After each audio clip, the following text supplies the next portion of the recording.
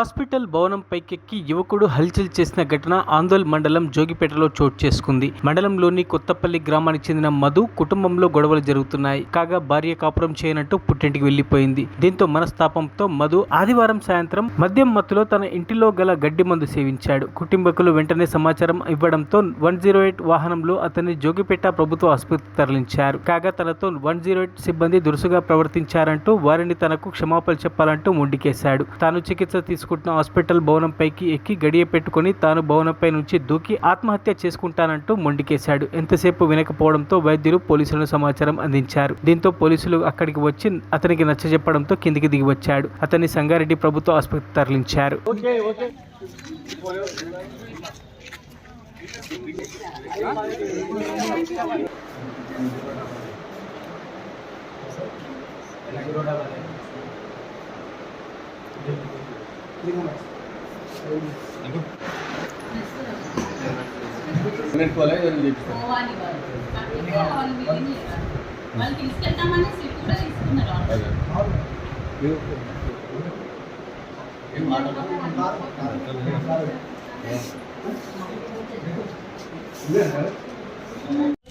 ఇది ఎందుకు తాగిందంటే ఇక నేను ఇంట్లో బయట ఉన్నా, బయట తలకాలు ఇంట్లోకి వెళ్ళిండు ఎత్తుకొని గుంజులాడంగా కూడా ఇడవలేడు. ఇంత తల్లిపోయింది.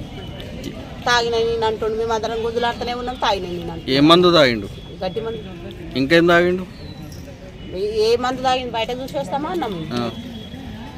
ఏం అది పైప్ పెడతామంటే కూడా పెట్టించుకోలేడు. పెట్టించుకోకుండా అంబులెన్స్ అయినని పెద్దోళ్ళు తోలుకొచ్చిన ఆయన నోరు తరవడన్నా మేలు చేద్దామంటే పాపం చుట్టుకుంటుందంట గిరే శాస్త్రం. ఎందుకోసం తాగిండు? ఎట్లా కోసమే తాగిండు అంటుంది. పెళ్ళం కోసమే తాగిన అంటున్నాడు. ఎన్ని రోజులు అవుతుంది పెళ్ళి? 6 సంవత్సరం అవుతుంది. ఈ తాగి వెళ్ళాడితే పెళ్ళ మీద ఎవడైనా ఉంటాడు. ఇప్పుడు మనం పిల్లలన్నీ ఇచ్చినప్పుడు మనం కూడా ఎట్లుంటుంది. ఏం పేరు మీ కొడుకు పేరు? మాది ఏ ఊరు? కోరంపల్లి దగ్గర కొట్టుకోవాలి. నీ పేరేంటి? నా పేరు మంగళ. ఏమంది తిట్టినట్టు డ్రైవర్? నేను లేను వెంబడి, నాకు తెలియదు.